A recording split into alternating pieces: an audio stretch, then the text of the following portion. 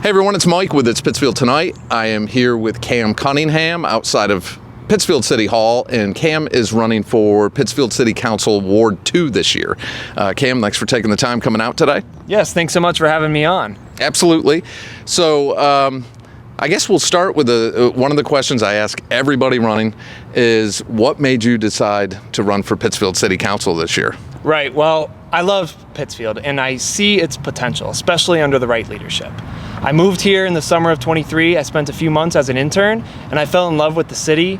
And when I came back to live here permanently, I wanted to live right where the energy is, right downtown on North Street. And as I set up roots, I've learned the challenges and the opportunities that the city has, and I've found there needs to be someone who can recognize those, both solve the challenges and foster those opportunities. With my background in service and leadership, I plan to do both. Okay, tell us just a little bit about your background. Right. I like to speak to the two different sides, both leadership and service separately. Service, I was a firefighter and an EMT, and I always want to be where the problems are. Not because I want there to be problems, but because I want to be able to solve them, because I know that I can.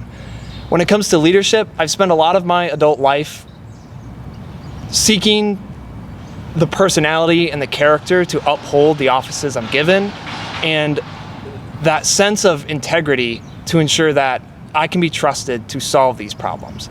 As a firefighter, I've gone in and solved problems that change people's lives. And as a leader in the student government, I've been given complex problems and the say of the students behind me to speak to what really needs to happen and to say the hard things even when they're not always popular. I've cultivated that character in myself, and I feel like that's what puts me forward for the city council, is where it meets service and leadership.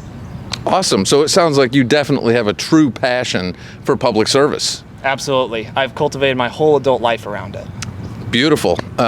So as you're going out and you're talking to people in the ward, what are some of the big things you're hearing that they're concerned about? Right. Well, the roads. I hear that time and time again. Roads and lawns. But the biggest thing, if I were to sum it all up without minimizing anyone's single issue, the broader problem is the responsiveness of the city and the lack of problem-solving culture.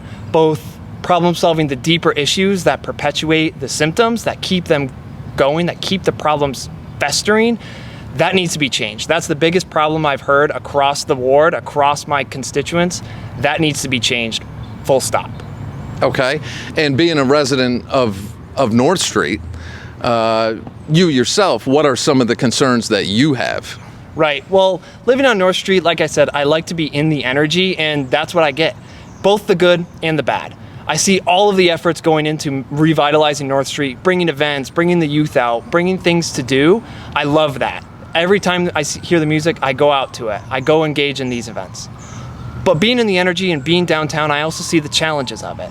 There's yelling on the streets at night. There's loud noises because we're in a city. I see it all, really. It needs to be addressed. A lot of it goes back to that central point of responsiveness, integrity, and solving the deeper issues. We can't keep with the same solutions that just don't solve it. We need to dig down and find really what is causing this. What is the systemic problem, and how do we address that? And how do we write policy that will address it? Okay, I couldn't agree with that more. I really don't have anything to add to that, because that really does sum it up. I mean, it's taking a broader look and understanding that we've got to try things a little bit differently, I think, to get to where we want to be. So how can people that are interested in finding out more about you and your campaign, how can they get in touch with you?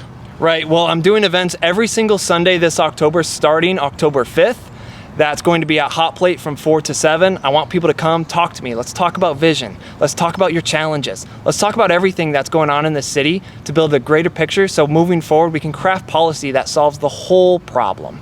They can also check out my website, both about my story and my platform at cam4council.org. And I'll be at a new number of other events from other organizations at the Ralph Froyo Center, on the 9th and the 17th, and of course the debate on the 15th. Okay. And any socials, any Facebook, Instagram, anything like that you're using for the campaign? Yes, I have a Facebook, Cam Cunningham. You'll see me all over the Pittsfield pages. I like to engage in the comments to hear people's problems. I like to engage on the posts and stay up to date on every little detail going on in the city. So you'll see me around there. That's Cam Cunningham on Facebook. Okay, and that's just your personal page, nothing separate for the campaign? It was my personal page. It's becoming the campaign. That's where I'm going to be advertising a lot of my events, so I'm going to be getting the word out there. If you want to contact me through the DMs, you can. The email to contact me directly is there, the website, and any events I'll be posting about, both on my page and on all the community pages. Okay, and I'll make sure all those links are on the screen for everyone watching to see. Yeah. Cam, I can't thank you enough for taking the time on a beautiful Saturday. And I wish you the best of luck, and we'll do some follow-up interviews as we go through the season before we get to Election Day. Sounds good. Thank you so much, Mike, for having me on. Absolutely.